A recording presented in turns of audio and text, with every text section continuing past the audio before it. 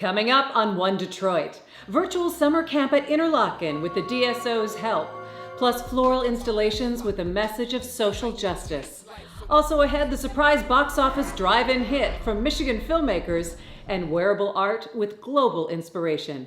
I'm Christy McDonald. It's all about arts and culture, and One Detroit is coming up. Support for this program provided by W.K. Kellogg Foundation, a partner with communities where children come first. The Cynthia and Etzel Ford Fund for Journalism at Detroit Public TV. From Delta Faucets to Behr Paint, Masco Corporation is proud to deliver products that enhance the way consumers all over the world experience and enjoy their living spaces. Masco, serving Michigan communities since 1929.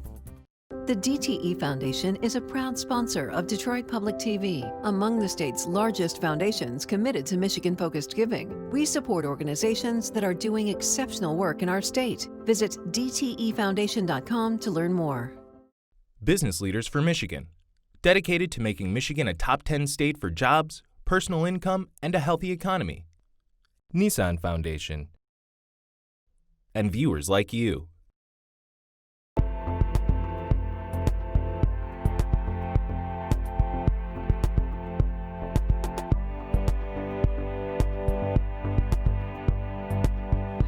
Hi there and welcome to One Detroit. I'm Christy McDonald. Thanks so much for joining me. This show is all about local arts and culture in a time where concerts, theater performances, art shows, and so much more have been put on hold or rescheduled. We're bringing performances to you, plus checking what so many arts groups are doing to reach their audiences in a new way. Coming up on the show, Interlochen Online. The world-renowned arts camp is virtual this summer, but with some special help from the Detroit Symphony Orchestra. Plus flower installations around Detroit with a social justice message. See what's behind Lisa Waud's creations. Also ahead, the Michigan-made movie that's a hit at drive-ins nationwide. Meet the directors of The Wretched and how they're making box office history. And then Virgil Taylor on wearable art inspired by African cultures. And we'll end up with a virtual first for the Michigan Opera Theater's Children's Chorus. It's all coming up. Well, we're starting off with summer camp. At this time of year, hundreds of talented kids should be heading north to bunk out at the world's renowned Interlochen Arts Camp. But since COVID-19, they've switched to a virtual instruction, and the Detroit Symphony Orchestra is going to have a big hand in connecting professional musicians to talented campers. I talked with Trey Devey, president of Interlochen, and Ann Parsons, president of the Detroit Symphony Orchestra. And go ahead and first explain and really describe the relationship the DSO has with Interlochen. It goes way back to the beginning of the founder of Interlochen being very involved with the DSO. We had historic partnerships for many, many years over decades.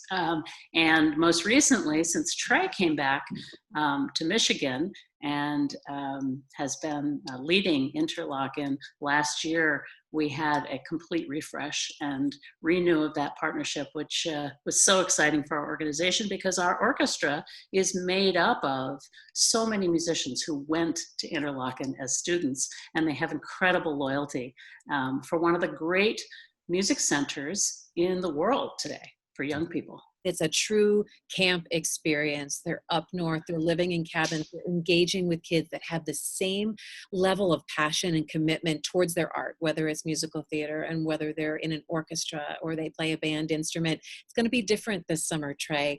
How do you bring that same passion, in-person passion, when we're in this bit of a virtual world now, and how will that work this summer? Yeah.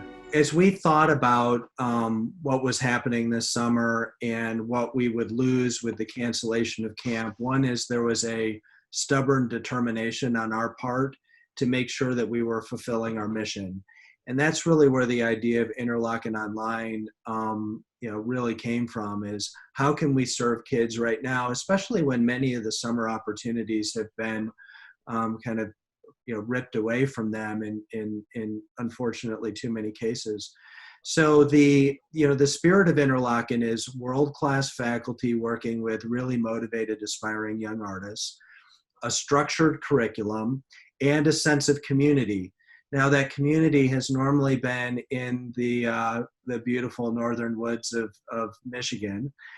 So we need to create that in a different way. But the other aspects will be there. We'll build a sense of community. We'll have world-class artists. We'll have great students, and we'll have a structured curriculum.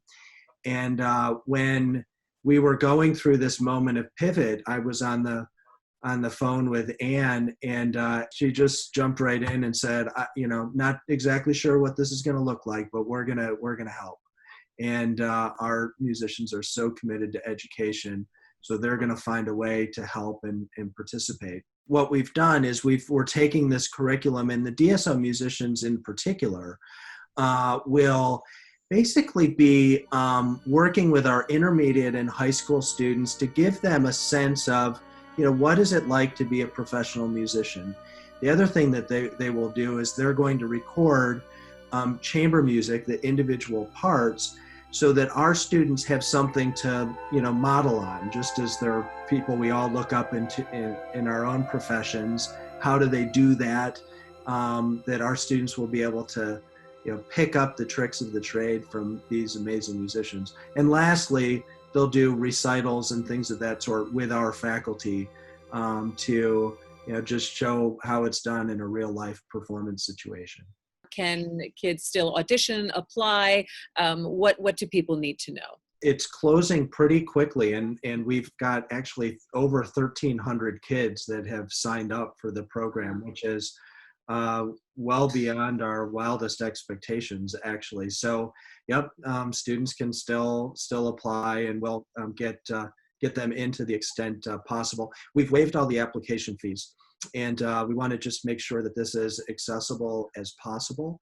And to that point, I'd be remiss if I didn't also congratulate Anne and other colleagues in the arts and culture sector in Detroit for raising awareness of the opportunity here. And we've got a number of kids from the Civic Youth Ensemble, from the DSO, that will be participating in camp, and with some donor-supported access that makes it possible for these young people to have this experience.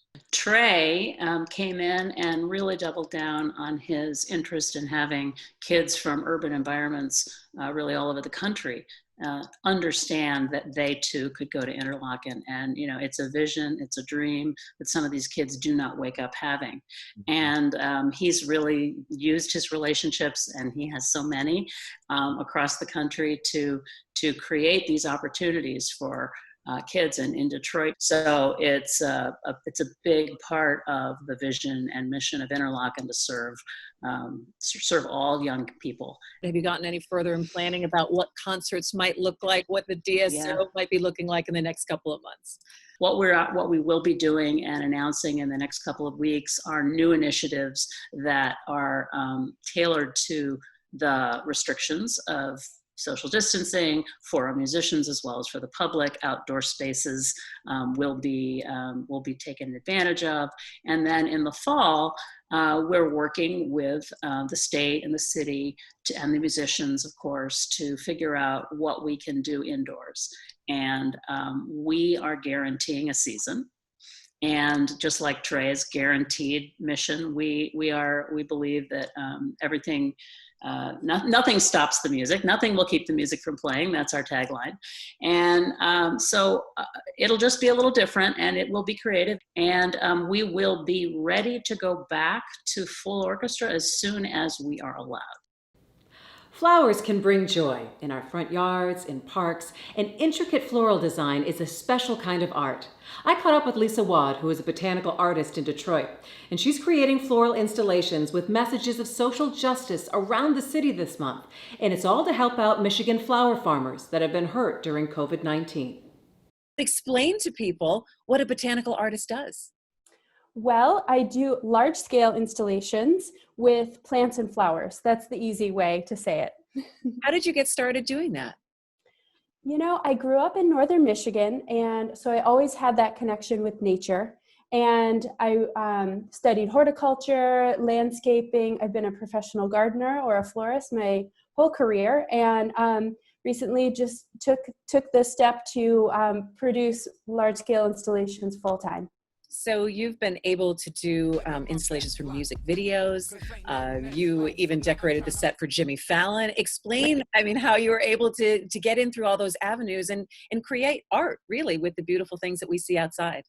So I think it all really culminated with a massive project that I did in 2015 called Flower House, where I bought a house on auction in the city of Hamtramck here in Detroit.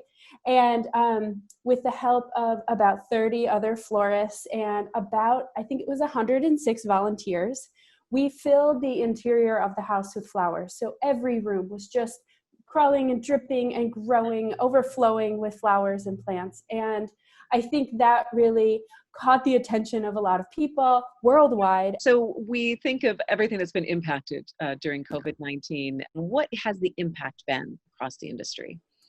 I'm delighted to see that people are really returning to gardening and looking to the space they have in and around their homes. I've had flower gardens and grown flowers, but this is the first year that I've grown food. So I think I am not alone in that, where I'm exploring how to utilize the ground around our houses now.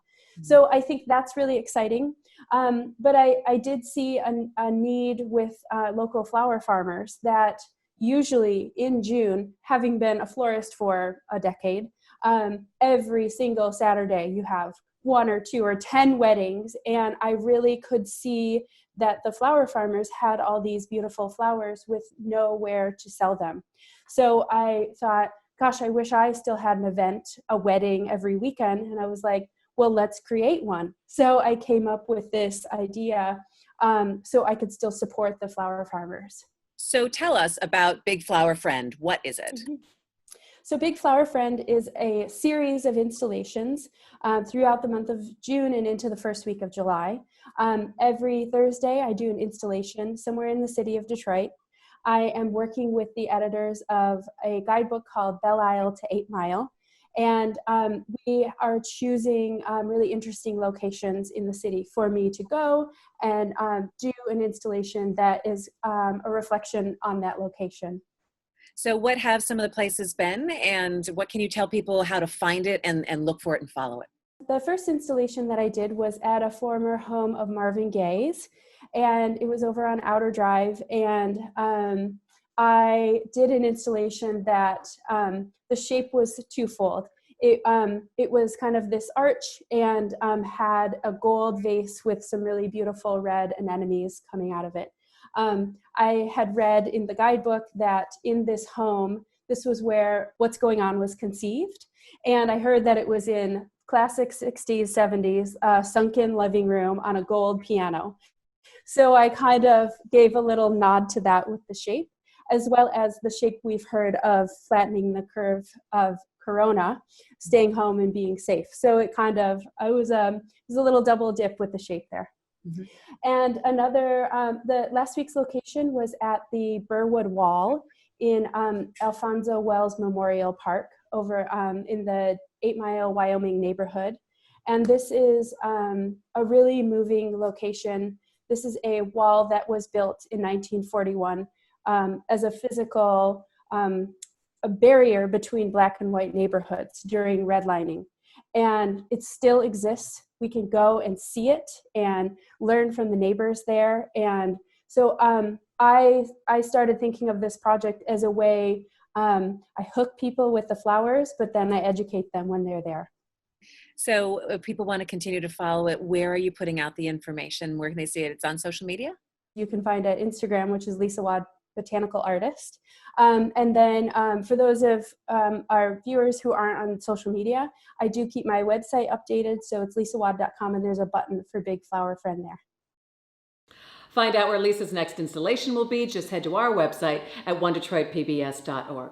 All right, so we can't crowd theaters to watch a summer blockbuster movie, but filmmakers from Michigan have the #1 movie in the country right now, thanks to drive-in theaters and streaming. It's a horror flick called The Wretched, shot right here in Michigan. Our One Detroit editor, Chris Jordan, also moonlights as a movie critic, and he talks with directors Brett and Drew Pierce on their amazing success. Dad, Mom's being weird. I'm here with the Pierce brothers, Brett and Drew Pierce, the writers and directors of The Wretched, the #1 box office film in America for 5 weeks now, first film to do that since Black Panther. A very unusual set of circumstances led to this, with the big studio movies getting pulled and leaving this vacuum for indies to move into, but what do you think it is about The Wretched that's been resonating so much? I think we kind of unintentionally made like the perfect drive-in movie because it's got a little bit of a throwback quality, and drive-ins historically, you know, they were a big sort of hot spot for like creature features and old-fashioned sort of horror movies. And we just happen to have that kind of movie. You know, it's a fun roller coaster sort of creepy witch movie. And I think that's just kind of a good escape for people to go see right now. I think word of mouth has really helped us, because when people went to the drive-in, they had a really good time, and they just went and told other people, like, guess what? Drive-ins are open. There's this good time to be had right now when things are a little dark. You should go check it out. Did you guys, or IFC Midnight, did you have this kind of strategy to recreate this experience going into this at all, or did it just kind of happen?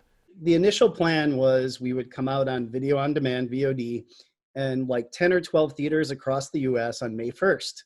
But the pandemic hit, and we just assumed, you know, it's a bummer, but we won't be able to come out in theaters, but completely understandable. We want people to be safe. And we were just going to come out on video on demand. But then IFC said, guess what, guys? There's like these 10 or 12 drive-ins we want to try to put it into, and just see how it goes. And again, we were like, oh, that's cool. That's kind of a fun throwback, fun night for us to have, and probably just be for a week or two. And then it just like, you know, week 1 hit, and the movie did really well, and a lot of people packed the theaters that we had booked. And then the second week, they're like, hey, let's put it in like 2021. They all got packed, and then they're like, hey, let's put it in 45. They all got packed, and it keeps growing. So yeah, if you build it, it's they all will unexpected. come. I saw you said in a recent interview that you kind of wanted to make the perfect summer horror movie with The Wretched. So what makes specifically like a summer horror movie to you? Traverse City, Michigan, man. Up in Northport, Michigan, man. We love a movie that just is in like and this is something we were excited about, is like an idyllic location where you almost want to go on vacation in that movie. And one of the things about horror movies in general is a lot of times you don't really want to spend your night there. It's like a creepy house that you would never want to even walk inside. And with this movie, we were like, let's set it in like a vacation town and make it feel like a vacation and let you settle in with the characters for a minute so you care when things sort of go the wrong way. Yeah. And we love the idea of like tying it to nature. So that's why we kind of decided to go with this like deer iconography symbol, and the idea that, you know, we went with a dark witch, but we like the idea that whenever she's nearby, she makes things wilt. Yeah. There's a close tie in all the myths of like witches to nature. Yeah, almost like evil Mother Nature. And setting it in Traverse City and shooting it in Traverse City, I know you're Michigan guys, you grew up here. How much did it really draw from like your lives? At the end of the day, you always realize after you make a film that every piece of it is just a reflection of yourself. It's like therapy for the filmmaker. But yeah, I mean, that location, that's where we would go camping and tell scary stories and had lots of experiences. Yeah, well, I mean, like chased after girls, all of the things that Ben's going through. And we have this sort of amazingly positive, awesome dad. But things were always a little complicated because our parents are divorced, and we kind of know exactly what it felt like to live in those shoes. And it's a little complicated. And how do you balance both parents? And there's a lot of those elements. And I also I was a new dad right as we were writing this movie and planning to shoot it. And a lot of the horror dealing with like, what if my child was, something bad happened to them is what it is. I was just taking it as he wanted to feed his children to witches. So I think that's another element of why people are like, the word of mouth is happening, is because there's more to this movie than just jump scares. So where can people see The Wretched now? It's currently playing in drive-ins, specifically in Michigan right now. It's playing at the Capri Drive-In in Coldwater, and it's playing at the Ford. It's in Flint. Is it US 23 Drive-In? If you're at home, you can watch it on VOD. We're on all VOD services, like through your cable too and stuff like that. We're ending tonight with a story from our show, Detroit Performs. Meet artist Virgil Taylor, who works with metal to make wearable art with influences from ancient Middle East and African cultures. I play with fire. I zone out on working with metal. It spoke to me. I'm an artist. I'm not a jeweler, and there is a difference. I have friends that are jewelers that are brilliant. Some of the stuff they do I could never do. I don't have the patience nor the temperament for it, because materials talk to me. I grew up in Detroit around Central High School. My mom was a huge art fan. And so it was also, when I think back about it now, like nothing in our house ever went unused. We were always creating stuff. And so I guess I had a natural aptitude for it.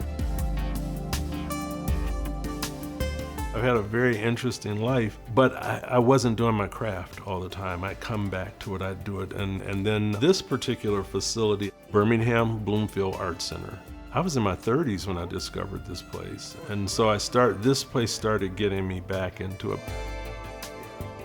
I have an affinity for certain types of jewelry. Most of the stuff that inspires me comes out of the ancient Middle East. That's kind of why I call it the ancient craft. Ancient Africa or African nations, Middle Eastern nations. My inspiration tends to be around those regions, those processes. I have an affinity for ancient techniques. I went to Africa last year and spent time with the Maasai. I was really honored to do that and fascinated by their processes because they're so raw. I mean, when you have people making like annealing metal over dung ovens, I mean, which is pretty fascinating to watch. I do a lot of really organic stuff. I'm very fond of happy accidents. You know, a lot of times other people will go for refining something. I'm like, no, that's perfect. Leave it just like that. It works for me. So I don't strive to make art that is real refined. I have a ring that I'm working on now. I had no clue when I started with this ring what I was gonna do. And I ended up with a stone that I had no idea I was gonna get, but it just kind of all evolved. And the final touches are this evening on that piece. I have a client that's Ecuadorian. I did some pieces I did a bangle bracelet for him that was really interesting, and the design ended up being my interpretation of an ancient Ecuadorian palatial aqueduct. And so it was filled with a blue resin. It was done in copper, 18 karat gold, and sterling silver. And so the resin that I used in it is blue. So it looked like it was a pool at the top, and it looked like there was blue running through the veins because I cracked it open. I had another client, a young man she was very close to, was killed in the naval accident off the coast of Japan a few years ago. And she went to his funeral at Arlington, and they gave her one of the shell casings from when they did the 21-gun salute for him. I was in that President's Honor Guard. I was in the unit that did that. So when she sent me the shell casing, and she was like, I need something made out of this. And then I took the shell casing and turned it into part of that bracelet. So it came out pretty remarkable. I was really proud of it. I recently have been doing some bracelets. They're African, they're different parts of Africa, but they're currency jewelry, what they would call wearable currency jewelry. Some people get a little miffed because when they see them, a lot of times they see it as representing slavery. The reality of it with those bracelets, though, was that yes, they sometimes were involved in slave trading, but the people that were using those bracelets and these wearable jewelry, that had little or nothing to do with slave trade.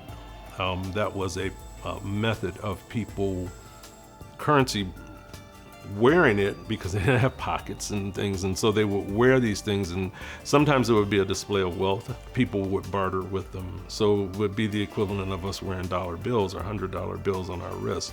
So I've been doing some of those recently. I've been casting those. The beading that I do, I typically use African trade beads. They're typically ancient, and they have a value and a lot of significance. So the stuff that I create has some historical significance or some meaning to me. So when I create it, it's more than just a beaded bracelet or a beaded necklace. And that is going to do it for One Detroit. Thanks so much for joining me. Make sure you find us at onedetroitpbs.org. We always love to end the show with performances. So here's a virtual performance from the Michigan Opera Theater's Children's Chorus, their first digital opera performance of The Very Last Green Thing. Enjoy, and I'll see you on Thursday.